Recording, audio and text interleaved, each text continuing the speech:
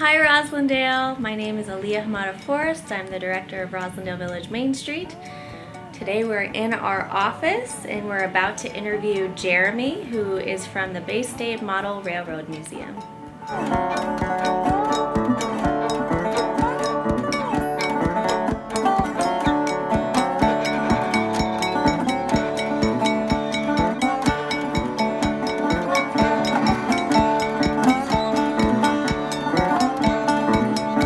Hi Jeremy. Hi Alia, it's great to see you. You too, thanks for coming to the office. My pleasure, thanks for having me.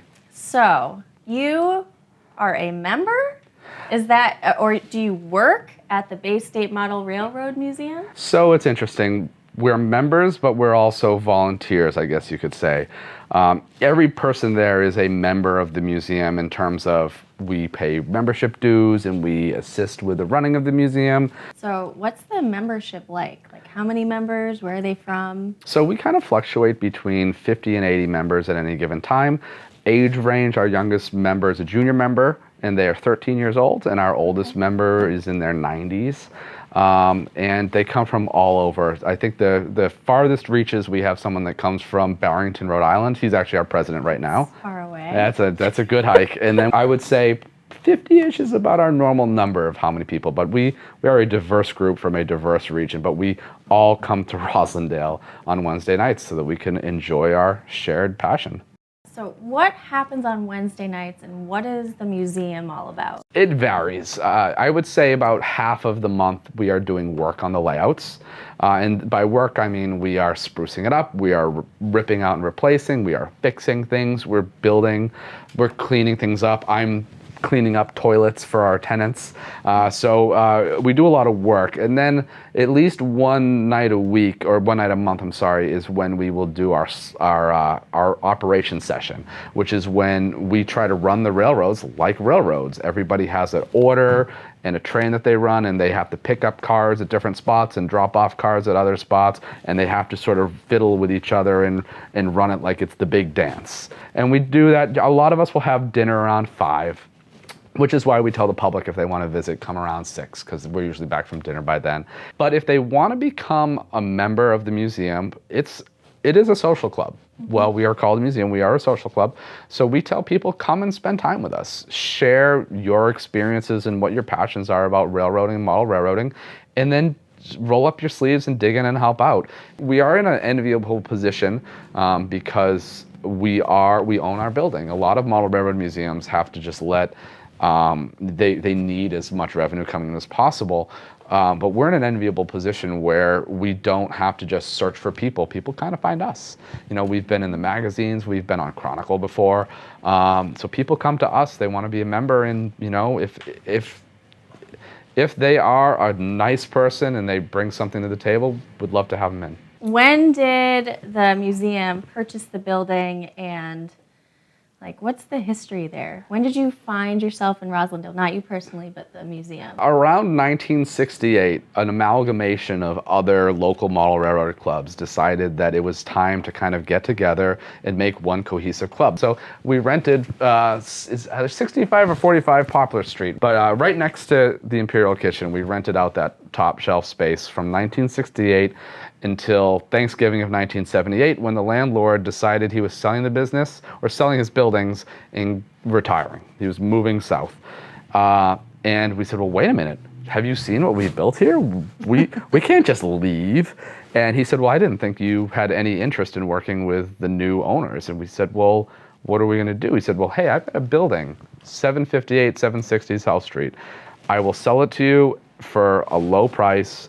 And if you guys want to do that. And it came down to a vote, and it was one person in the positive to buy the building. So in December of 1978, we paid $32,000. We bought that building that we're in now. Can you talk a little bit about have you collaborated with other businesses in the past? So we always will collaborate with our tenants, generally because we're in it together. We try to be hands-on landlords to help our tenants. So when we do our open houses, we coordinate with them so that, they can benefit from what we're doing in the foot traffic that generates. And also we've worked with you guys in the past. If there is a big event, we'll also open our doors. Most of our collaboration is just, can we add to what's going on in the community? I mean, we're not in this for money. We just literally want to be able to cover our expenses and keep the trains running and the lights on. So most of our collaboration around the square is just in being available, being open, and helping with foot traffic, and just being a good neighbor in Roslindale.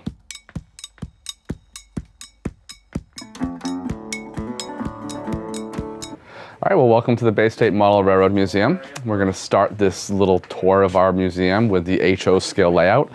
HO scale is the most popular scale in model railroading. It accounts for about 60% of the share of model railroaders.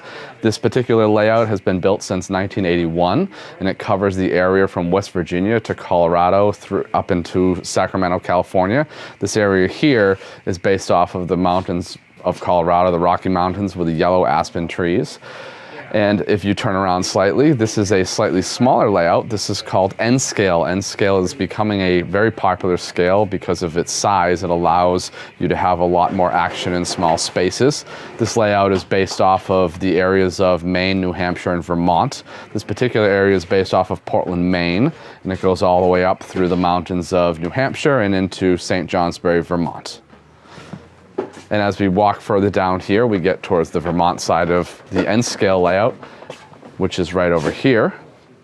And then directly behind it would be the mountains of West Virginia for the HO scale layout.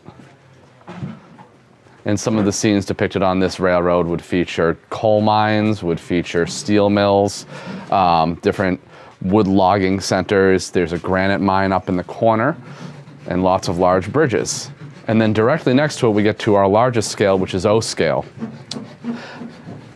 This layout features more of a Boston area.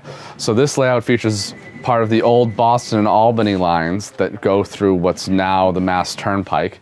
And then it comes down to a scene that's actually vaguely depicting Roslindale Village.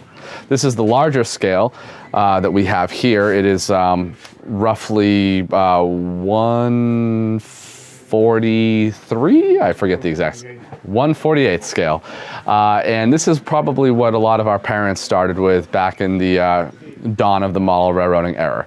And as we come down on this side, one of the beauties of O scale is because of its size, you can get very, very detailed. So you can have a lot of scenes that have highly detailed structures and trees and people.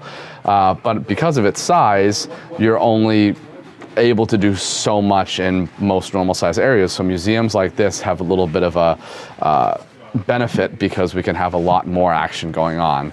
And as we come around, we actually get to a slight mock-up version of what Roslindale Square looked like in the 50s, with overhead wires, which the trolleys actually get their electricity from, and just a little bit of a understanding of our depiction of what Roslindale would have looked like back then. And then, of course, on the other side, being the smallest scale, this area is based off of New Hampshire going up into the mountains. And again, one of the benefits of N scale is that you can have the trains be much more prototypical in length. By prototypical, I mean that they would be long, as opposed to larger scales. It can be a little bit more difficult to have a long train. So with N scale, you can have a much longer train, and the scenery can dominate the train rather than the train dominating the scenery.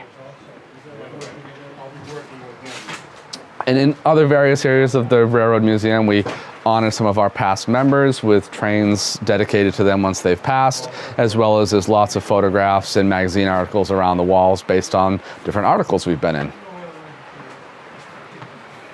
And then it brings you back over to the Sacramento, California side of the HO layout, where one of the features would be Sacramento and the state capitol. This area is under a little bit of construction right now. Access hatches for people. And one of the most beautiful spots of the layout for a lot of us model railroaders is the engine terminal, which has a large roundhouse with working turntable and engine facilities. And that is the Bay State Model Railroad Museum.